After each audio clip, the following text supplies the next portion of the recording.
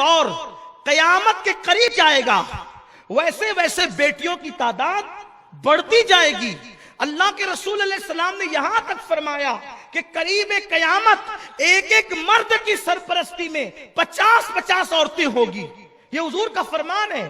تو جیسے جیسے قیامت قریب ہے، ہمارا ایمان ہے قیامت قریب ہے، تو قیامت کی قربت کی علامت یہ ہے کہ مرد کم ہوں گے اور عورتیں زیادہ ہوگی۔ اور اب پوری دنیا کے اندر اسلام تیزی سے پھیل رہا ہے، تو اب عورتیں زیادہ ہیں، مرد کم ہیں۔ اور اگر اب تم ایک ایک ہی عورتوں پر اکتفا کرو گے تو پھر ان پہ ان کے ساتھ کون شادیاں کرے گا؟ تو میرا مشورہ یہ ہے کہ جن کو اللہ نے دولت دی ہے، جن کو اللہ نے مال دیا ہے، جن کو اللہ نے اتنی استطاعت دی ہے، وہ ایک کے علاوہ 2 بھی کرے، 3 بھی کرے، 4 بھی کرے۔ اور خواتین سے میری گزارش ہے اس معاملے میں وہ اپنے شوہر کی مخالفت نہ کرے بلکہ اپنے شوہر کا سپورٹ کرے۔ کیوں؟ اس لیے کہ آج کی عورتوں کی سوچ اتنی گندی ہو چکی ہے کہ وہ شوہر کو زنا کرتے ہوئے دیکھنا تو پسند کرتی ہے مگر شوہر کو دوسرا نکاح کرتا ہوا دیکھنا پسند نہیں کرتی۔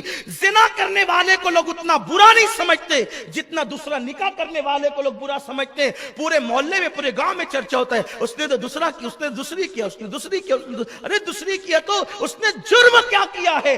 اسلام نے اجازت دی ہے مثنی و ثلاثہ و رباع، اور اللہ فرماتا ہے کہ 2-2 3-3 4-4 کر سکتے ہو۔ غوث پاک کی 4 بیویاں تھی، غریب نواز کی 2 بیویاں تھی۔ اسی طریقے سے ہمارے حضور صلی اللہ علیہ وسلم نے کثرت سے ازواج کیا، اور اسی طریقے سے حضرت سلیمان علیہ السلام کی تو درجنوں بتائی جاتی ہے۔ تو یہ عیب کی بات نہیں ہے۔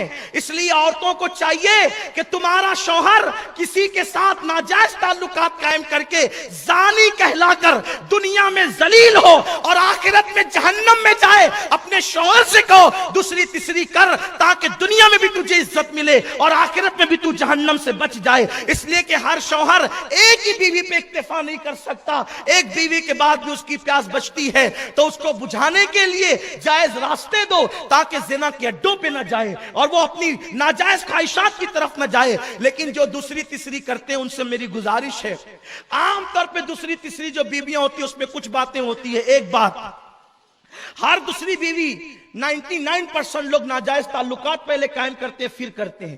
یہ طریقہ چھوڑ دو۔ جیسے پہلی کو ارینج کیا تھا، سب کو لے کر ڈھونڈا تھا، ویسے دوسری کو بھی ڈھونڈو، سب کو اعتماد میں لے کر کے کرو، تیسری ڈھونڈو، چوتھی ڈھونڈو، کوئی برائی نہیں ہے، اور شان سے لاؤ اپنے گھر میں۔ اس لیے کہ زیادہ بیویاں رکھنا یہ عیب کی بات نہیں۔